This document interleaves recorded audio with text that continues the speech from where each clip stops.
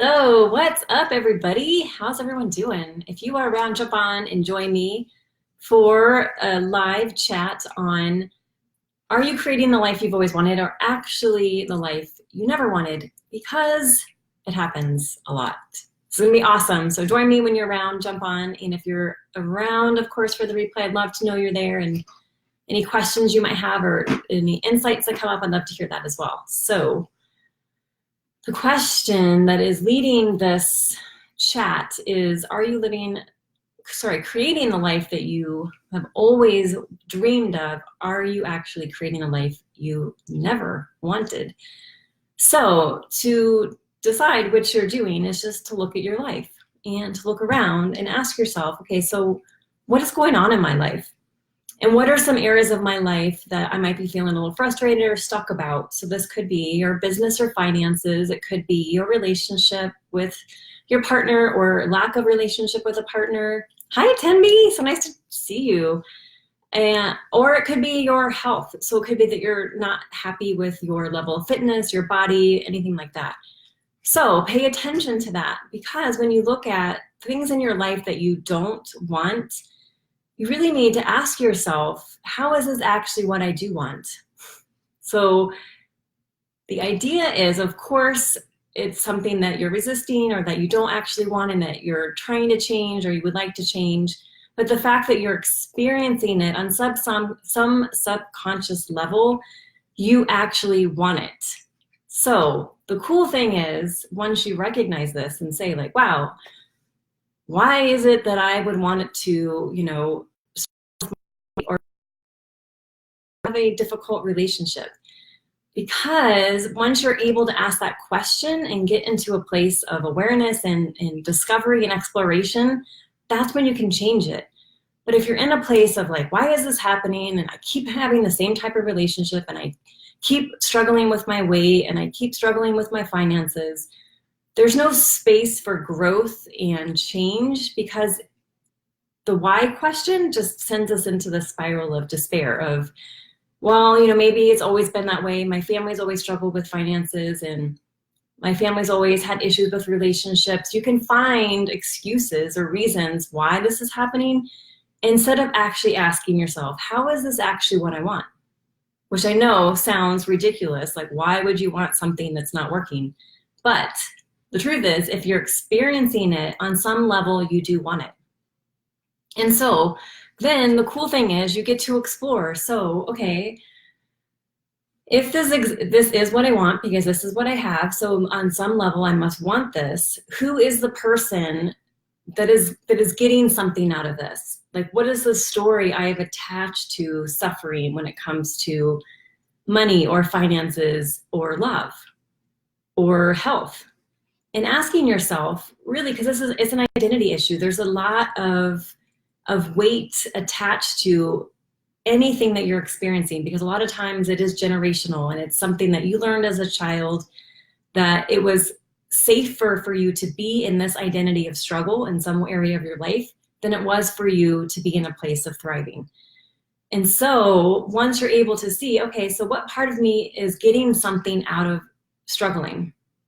Like, where is that actually something I'm getting a benefit from that? Okay, so, well, I don't actually have to change necessarily, because I can keep saying it's a family thing or it's, oh, I've always been this way. And so it actually kind of relieves you of the responsibility of change and relieves that pressure of change when you just, because again, there's something you're getting out of not getting what you want. And so being able to be open to exploring that and seeing, what am I getting out of not getting what I want? Oh, well, I get to complain. I get to be in a place where I'm never happy. I get to maybe do some blaming on my family or my situation or the economy or any other number of things. And so, well, I can just keep going that way because I don't actually have to take action, because it's all these other things that are preventing me from having what I want. And so acknowledging there's a part of you that gets off on not getting what you want because you get to stay stuck, even though you say you don't want to stay stuck. Does that make sense, Timby? Hi, Wanda. Yay, so nice to see you. So the cool thing is, once you're open to this exploration of acknowledging there's a part of you that doesn't want what you say you want. There's a part of you that actually wants what you have. And if you are experiencing something in your life that you don't want, then there's a part of you that wants that. And so when you're able to acknowledge that, then you can do the work to get it out, which is the best part. Because you can start to say, okay, so who would I be without this story? You know, what would it take for me to release this story? And what identity would I need to take on to be the person that no longer perpetuates this cycle of struggle, this cycle of suffering, the cycle of not having what I want, of frustration and irritation and impatience because there's this thing that you just keep going after and it just isn't happening. And so those are some very powerful questions that you can journal on to ask yourself, really, first, what is the story of struggle? And how is that a really deep part of your identity? And being able to identify that part in your lifetime and usually your childhood where you took on the identity of like, it's safer for me to struggle. It's safer for me to prove myself through overworking or through constantly working on my weight or constantly being in difficult relationships, because that shows that, you know, I'm just continuing the cycle of my family instead of being the person that stops that cycle for your family. And then that's the next question. Who do you need to be to stop the story, to rewrite a new story? And what identity, what part of you is ready to take on that new identity? And what will that require of you? And this is the part where it gets a little tricky, is a lot of times it might require you to have some difficult conversations, or it might require you to be taking very different actions and taking actions that scare you, because you are now stepping into the person that you really are and stepping into your power, and that person of power takes bold actions. And the person who is perpetuating the cycle of struggle, obviously struggling doesn't really require a whole lot of bold actions. So some examples from my life is this idea between what you say you want and what you never wanted. So for me, I grew up in a single parent household, and my mother was constantly working, had a full-time job, and at various periods throughout my childhood took on a part-time job as well as a full-time job. So like a couple, nights a week, she would work after working all day. And so I saw the cycle of just working really hard, and I felt this sense of struggle. And I knew, and I said to myself, some point in high school and probably even earlier, was I don't want this. Like, this is not the life that I want. I'm going to make sure I don't live this life. But what happened was I ended up living that life. I created for myself a life of struggle. So I can say, or I could have said, I don't want this, but then I actually created it because the identity of my childhood was the identity of struggle. And so there's a part of us that wants to identify and belong. And even though that belonging might require us to struggle and suffer, there's that deeper need to be identified with someone in a similar way, even if that similarity is suffering and struggle. So I had to do a lot of work to root out the lie that I had to suffer and struggle, and I had to work hard, and that was honorable to be suffering and struggle, and that your worth comes from how much you're suffering and struggling and how much you're working. There's a lot of baggage. But once I did the work to root all of that out, then I was available to create a new identity. And this required having some difficult conversations. It required taking a break from family. It required me taking very different actions. And more than anything, what is still required of me is to be vigilant constantly with my thoughts and actions and beliefs and behaviors, and check, like, is this the behavior of a person who is prospering and thriving, or am I reverting back to the part of me that likes to suffer and struggle? Are there any questions so far? And then another story I can share. I definitely had some stories around relationships with men. And one of them was, kind of the story of they're always going to leave. The guy's always going to leave. And so I was identified with being like the scorned lover, like super Hollywood. And so involved with a man for a period of time, and things were kind of progressing, but not progressing. I mean, we lived in different countries, so I was definitely choosing an unavailable man in many different ways. But I finally got up the courage to ask him, like, what, why is this not progressing? And he just said, it's not there for me. And in the past, my old identity would have had a fit and cried and, oh my God, like, poor me. No one ever is going to love me. And I can't see all men abandon me. I could have perpetuated that identity, which was a part of me, but I had done a lot of work on my relationships with men up to that point. And so I was able in that situation to completely transform that situation, that relationship, where I just said, okay. And in that ability just to say okay and not make it about me and not perpetuate the cycle of struggle and, oh my God, men are awful, I opened myself up to a completely different experience of a relationship to come, and to keep that relationship as a friendship and not to make him this evil, awful male who's a total jerk and all this garbage and perpetuate this idea that men are bad. And to take on the identity of the person that knows there's something amazing available for her. And if this isn't it, then this was just another step on the way, and it wasn't wasted. And I'm not a fool for having gotten involved with him.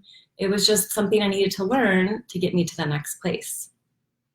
And that's the cool thing about this work, is you can start to take on a new identity at any time. And you'll always have situations that will be presented to you to test what identity you're stepping into and what identity you're acting from, and what story you're living, or what story you would like to be creating if you no longer want to be living the story that you are living. So, I'll say, if you are not living the life that you have always dreamed of in whatever area, in every area of your life, in your relationships, in your business and career and finances, in your health and your fitness, then it's behooves you to do the work to just root out what is that story that you're living out and continuing to live out, and what is that identity that's attached to that story of struggle, of frustration, of not having what you want, of living the life that you actually said you never wanted. And once you do that work, then you're able to step into the person that lives the life that you desire and is the person that you desire, and are able to become a definitely higher version of you that operates at a higher level with higher standards and open to higher things like better relationships, better communication, better financial situation, better health, all of those things. So, are there any questions so far? So kind of tied to those two stories I shared is, within all of this, there's a need to shift from blame and shame, because blame and shame is huge, especially those stories that I shared. So a lot of blaming, we could blame our parents, or I could have blamed my mom, and then a lot of shame, like how embarrassing that I'm living this life that I said I never wanted to live. And then I'm struggling with finances. Like that's, really can be a source of great shame, especially in our society. And same with relationships, like blaming the guy, or, oh, he's this and he did this and I can't believe he did this to me. And then being ashamed of what a fool I was to get involved with him. And I keep making bad decisions when it comes to men. So those two, I want to say, like weapons of destruction, weapons of self-destruction, of blame and shame, it just keeps you in the cycle of despair. And it keeps you in the cycle of beating yourself up, of demeaning yourself, and of losing your self-worth. Because when we're blaming and shaming, we're seeing this person as responsible for our well-being, our success, our happiness. And that's not the case. When we shift that shame and blame and see, I'm responsible for all my decisions, I'm responsible for my happiness, my success, my well-being, my emotional state, my energetic state, and my self-worth and self-value come from me, not from this person, not from this job, not from this amount of money, not from this activity, not from anything outside of me. I am then free to live in the truth that I'm not a victim, because blame and shame is tied up in victim mentality, tied up in victim identity. And once you identify as a victim, you find more and more situations where you feel victimized. And so it's doing the work to root out the victim energy, the victim mentality, and to step into the power that you have, that no one and nothing has that power to determine your worth and value and happiness and success and well-being, but you. And then when you can just really know 100% certainty that is true, that no one and nothing has power over you, everything shifts, because your relationship with yourself is key to your success in every single area of your life. Your finances, your health, your relationships, everything starts with you. So, thoughts, questions?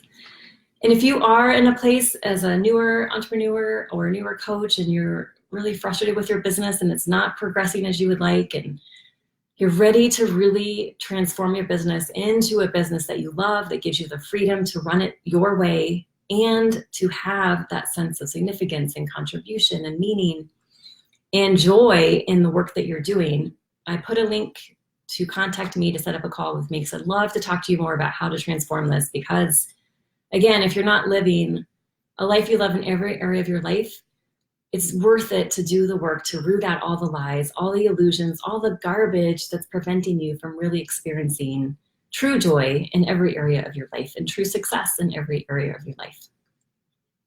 All right, my friends, thank you so much for watching. And I would love to hear your thoughts and questions and comments, and I'll check back in and see you all soon. Bye.